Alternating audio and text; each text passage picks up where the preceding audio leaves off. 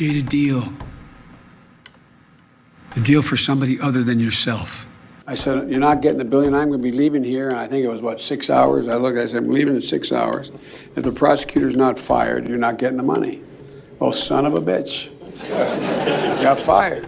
Hiding Biden finally crawled out of his hole. He was met by his one lone supporter outside of his appearance at a church in Kenosha, Wisconsin, to finally address the Marxist media brainwashed mob violence upon that city that racked up over $2 million worth of damage to city property alone. Joe Biden has nothing in Kenosha other than he's running for president, but I lived in Kenosha my entire life. My parents still live in Kenosha.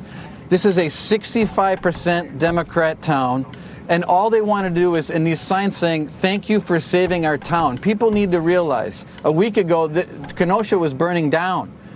And people were putting their kids, no exaggeration, in their basements, while Dad was sitting in the kitchen with their hunting rifles, not knowing who was going to come through the front door. My God!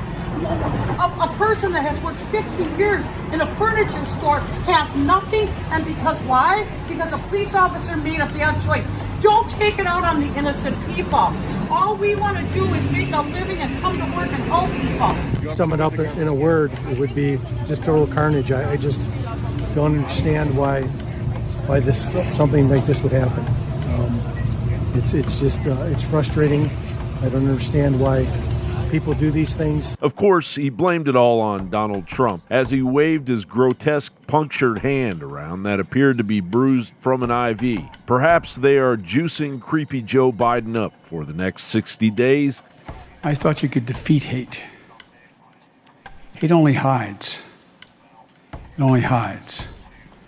And when someone in authority breathes oxygen under that rock, it legitimizes those folks to come on out.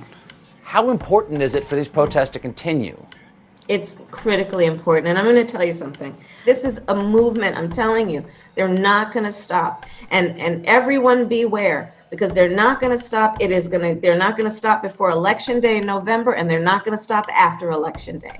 And that should be, everyone should take note of that on both levels, that they're not going to let up, and they should not. And we should not.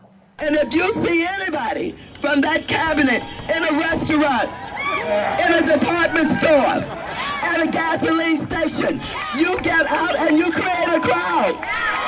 And you push back on them. And you tell them they're not welcome anymore, anywhere. We're not allow any president to quiet our voice. We won't let those who see this as an opportunity to sow chaos throw up a smokescreen to distract us from the very real and legitimate grievances at the heart of these protests. We can't leave this moment. We can't leave this moment thinking that we can once again turn away and do nothing. We can't do that this time. His talking points were certainly rammed into his fragile brain, an appearance that began with a group resembling a seminar railing on leftist policy positions that have been absent from Biden's vague, meandering addresses. I'm just going to be honest, Mr. Biden. I was told to go off this paper, but I can't. Biden was supported by mega-racist Jacob Blake Sr., who has moronically posted plenty of his cherished bigotry online, even posting a picture of a white Jesus in a toilet. But CNN went on to say Jacob Blake Sr. gave powerful witness to the kindness and empathy of Joe Biden and Kamala Harris. In an earlier appearance, Biden made up his own facts about the cold-blooded assassination of Portland patriot Aaron Danielson, essentially defending the shooter. That shooter is now deceased. Our big story this morning: after nearly a week on the run, the suspect in the shooting death of a Portland protester was killed in Lacey overnight. The U.S. Marshals Service confirms the man was shot in a confrontation with police. Next thing we know, there was a bunch of shooting. We both came up to right about here because, there's gunshots. None of us want to get shot. We looked, and from what we can see, there was a guy next to a white truck going backwards. And today, Biden continued to double down on his lies. If what is written in the Atlantic is true, it's disgusting. The president reportedly said, and I emphasize reportedly said, that those who sign up to serve instead of doing something more lucrative, are suckers. And to think that I would make statements negative to our military and our fallen heroes when nobody's done what I've done with the budgets, with the military budgets, with getting pay raises for our military. It is a disgraceful situation. If these statements are true, the president should humbly apologize to every Gold Star mother and father and every Blue Star family that he's denigrated and insulted. Who the heck does he think he is? Have we lost more cops this year to COVID than on patrol?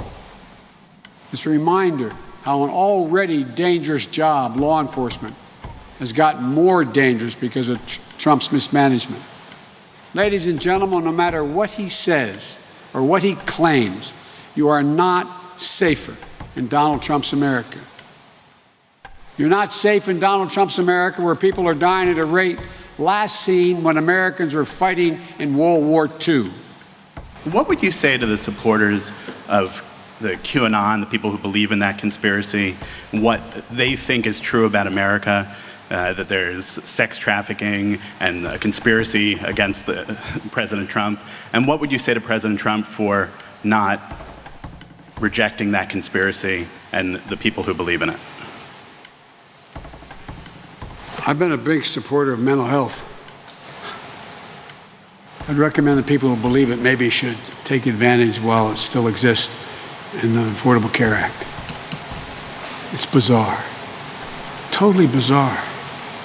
And now, have you guys found that plane load of people in uniforms and weapons and flying around? I mean, have you found them yet? These are Biden's salad days, a far cry from the Shark Tank he will be dropped into by the end of the month, when his far-left whimpering will face President Trump on September 29th in Cleveland, Ohio. John Bowne reporting.